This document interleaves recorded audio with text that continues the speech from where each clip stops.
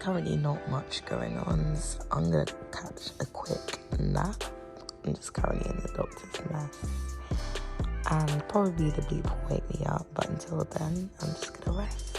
Okay, so the bleep woke me up. It was not even a bleep that needed to be bleeped, but I'm gonna do some e-learning instead, because yeah, I have all of that to do, so quite a lot.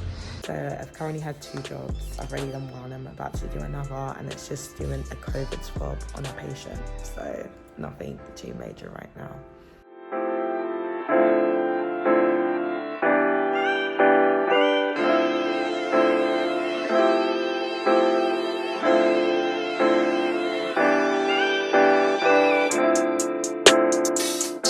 So I just tried to bleed a patient for group and saves, about to go into surgery, and I couldn't do it. And I hate not being able to get bloods off a patient. Like, I genuinely feel like a failure. Even though obviously it's not that deep, but it's just annoying not being able to. So I'm now gonna go to A&E to see another patient because my reg is gonna have to take the bloods out.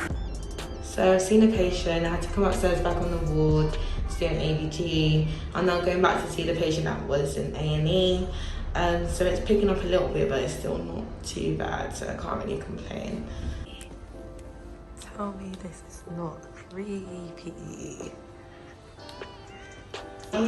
So it's past 9. I definitely did not need to stay as late as I did. I could have gone home at 8:30, which is just annoying because I was only for this. I'm really tired, I just want to eat, but today was fine. I just know tomorrow is going to be a madness, so we'll see how it goes. Saturday. Oh, I'm tired. I mean, I'm not telling anyone I'm tired, but we moved. Today's the long day, the really long day, so we'll see how it goes. We're kind of halfway through the ward round. We haven't finished it, but I'm just doing jobs. I don't really know what's going on. To be fair, we've done the post-take ward round where anyone that's come overnight we've seen, but the regular patients, we haven't seen all of them. I'm about to go and take some blood anyway, so yeah. You wanna say hey? Yeah. No, see, he's acting stish, but... Huh? Yeah, acting stish. I'm always stish. So yeah, we're basically signing a card for one of the nurses having a baby. How's your day been? Oh, guys, this is all I know. Guys, I've had a great day. I don't know about you. You're chilling, right? I know.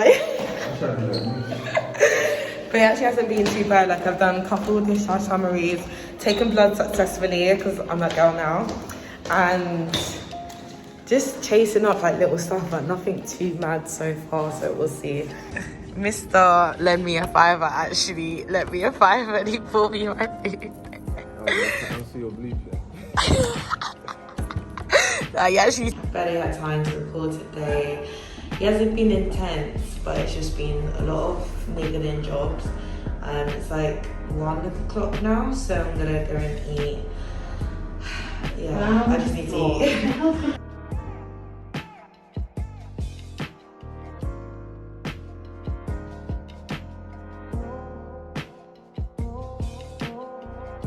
Hey guys, so I haven't really vlogged today. It wasn't even that I was that busy at all. I just haven't had time. I've just been doing like little jobs like chase this or do a discharge summary, or I'm trying to think what else I've done. Or prescriptions or blood transfusion, and having to like just call multiple people. So it hasn't been intense.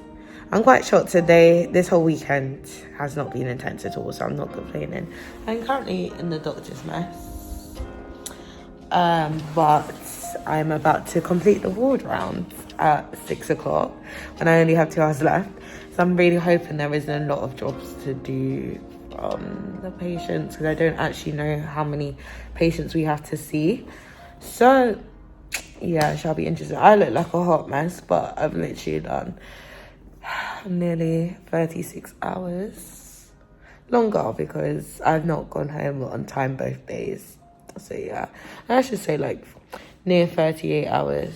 So I'm just excited. I've got 2 days off and it's sunny, so I'm gonna enjoy. Hey guys, so this is the first time I'm actually filming in Bedford, which is mad because I've been here for 8 months. But I just wanted to talk about what actually goes on a weekend shift in general surgery. So obviously you saw my vlog. I think that weekend, which is all the way in September, was pretty chilled. But typically in my hospital, a typical day in general surgery is you're either an F1 for the breast and upper GI team and the colorectal team, which is like general surgery, or you're the F1 for urology and vascular. So can we just deep that normally during the day or during the week you are part of one team. So I was originally in breast and upper GI, and you have a full team. So you have the other F1s, the SHOs, the regs, and obviously the consultant. Whereas on the weekend, it's literally when you're on breast and upper GI and colorectal, it's just you as the F1, a reg, and the consultant. When you're in urology and vascular, it's literally just you and the consultant, but you have 2 consultants. You have the urology consultant and the vascular consultant, so you have to do 2 sets of ward rounds. You have to go around with both the consultants. Sometimes be a hot mess because normally for breast and upper GI and colorectal, which is general surgery, so I'm just going to now refer to general surgery, you'll have the handover, so the consultant is there when you start at 8 AM, whereas for urology and vascular, you'll turn up at 8 AM.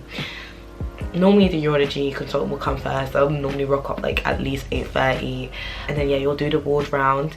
And like, I don't know, there's no like communication between urology and vascular consultants, because you'll be in the middle of urology and then the vascular consultant will be like, come and do the ward round. I'm like, brother, I'm still on the urology ward round.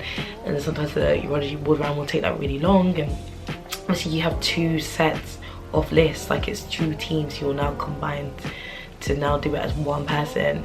And sometimes you get lucky and you'll get a urology reg that will just be on call, so if you really need them you can give them a call. But yeah, more time you're literally doing everything, all the ward jobs, all on your own, which is great. That's fantastic. Typical day is you'll do the ward round. Ward rounds, they are never quick, especially like general surgery, because it's a consultant that's looking after another team. They obviously won't know the other team's patients, so they typically the first day, the Saturday, it takes really long. So the last time I was on call, the ward round was until 3 PM. Bruh, I was dying. I was fighting for my life. I'm not even joking. Like, I was dizzy, I was dehydrated, and it was like, I know baby F1 won't be able to stop the whole ward round to be like, I'm hungry, so like I just had to burn it. But bro, I was literally on my knees. And then the same with urology and vascular, you'll do the urology ward round and then you do the vascular ward round. After the ward round there'll be some jobs, but like you'd hope that like the day team during the week would have like patterned most of it. Like your job really as the weekend F1 is just to bridge things over until Monday. Like you're not supposed to be doing mad jobs. Like more time it would be like chase CTs that have already been booked or use bloods, so you always have to update the list, which can be so long because you have to literally update the bloods for every patient if they've been asked for, and update the plans and stuff if anything's changed. You get other jobs will be like the sick patient, you'll have to go and see the sick patient, or like typical ward jobs will be like discharges, or you know, do a cannula. Sometimes you need to book a scan. So there's nothing like too like intense, but sometimes the jobs can pile up when it's obviously just you. Another thing is like the SHO's jobs is to do referrals. So if you get a new patient, they will tell you to like do the med chart, so that's just adding the medications onto the system so that when they get admitted all their regular medications are there. So again, it's just I'm just an admin babe really and truly. Yeah, like nothing too mad goes on during the weekend, unless obviously you have a sick patient which you have to deal with. And like I think one thing, especially when I started, like you're thinking, oh my god, I'm the one that has to deal with it. No, you don't. Please, if someone's sick and I don't know what to do, maybe call the reg, go get through to the reg, call the consultant.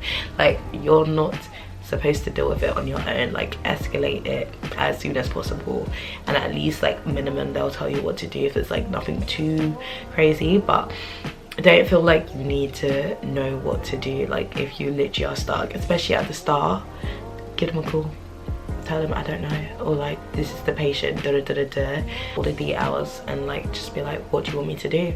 Boom, simple. And another thing is document everything you do. My hospital is handwritten. Literally, if you see a patient, write it down. If you've removed an NG tube, write it down. Like you literally just document everything, because at the end of the day, if it's not documented, they're gonna say, well, we didn't know it happened. Obviously baby F1, so most times like we are covered, like nothing, no one can say anything unless obviously it's something really, really mad.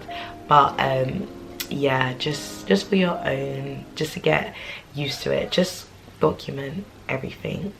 So I'd say, yeah, like that is typical surgery on call. So it's literally 8 till 8:30. You're doing 12.5-hour shifts, and for us it will either be like, if you're on general surgery, it'll be Friday, Saturday, Sunday, all long days, or if you're on neurology and vascular, you'll do a normal working day on Friday, so just 8 till 5, long days Saturday, Sunday, so the 8 till 8:30.